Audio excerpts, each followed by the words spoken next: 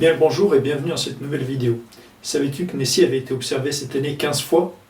Non? Eh bien ce n'est pas grave, ça va te permettre de suivre le sujet du jour. Et ce n'est pas Richard Mavor qui dira le contraire. Il y a quelques jours encore, il a observé le monstre alors qu'il filmait une course de canoë. Exactement, Nessie c'est le monstre du Loch Ness, c'est son surnom affectif en quelque sorte. On lui a donné pour le rendre moins effrayant pendant les années 30. Et pour en faire une description un peu rapide, le monstre serait une espèce de serpent de mer ou de plésiosaure au cou allongé et au corps longiligne. L'Écosse, où il est observé, est traditionnellement une terre de légende, avec les kelpies, de nombreux monstres aquatiques et ce monstre du Loch Ness. La première mention du monstre date de 565 dans l'Hagiographie, un livre qui raconte l'histoire des saints, d'un saint écossais appelé Columba. Il a en effet sauvé un de ses élèves de la fureur d'un monstre à la bouche grande ouverte en faisant un signe de croix.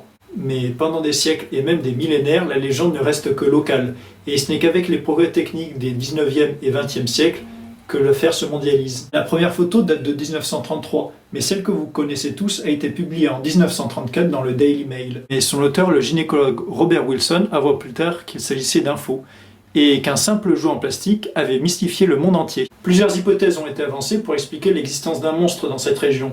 Il pouvait s'agir d'un esturgeon, un poisson qui a une espérance de vie supérieure à 100 ans, d'un triton, de la dame du lac du roi Arthur, enfin l'hypothèse la plus connue, d'un plésiosaure. Mais il s'agit aussi de l'hypothèse la moins probable. Pourquoi? Parce que la température du lac est trop basse, parce que l'espérance de vie du plésiosaure est trop basse, et aussi parce que les quantités de nourriture présentes dans le lac sont trop basses pour maintenir une population de cette taille. Mais alors, mythe ou réalité? Je pense que le suspense est inutile, il s'agit bien d'un mythe. À chaque fois que des recherches sérieuses sont entreprises, elles ne trouvent rien. Dès 1934, un magnat de l'assurance engagea 20 chômeurs pour scruter le lac pendant 5 semaines. Et vous avez compris qu'ils n'ont rien trouvé. En 2003, l'année de ma naissance, la BBC utilisa 600 sonars et une assistance radar pour surveiller le lac.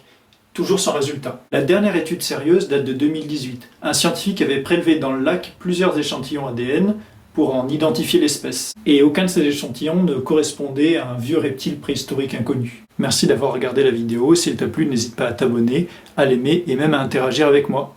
Salut!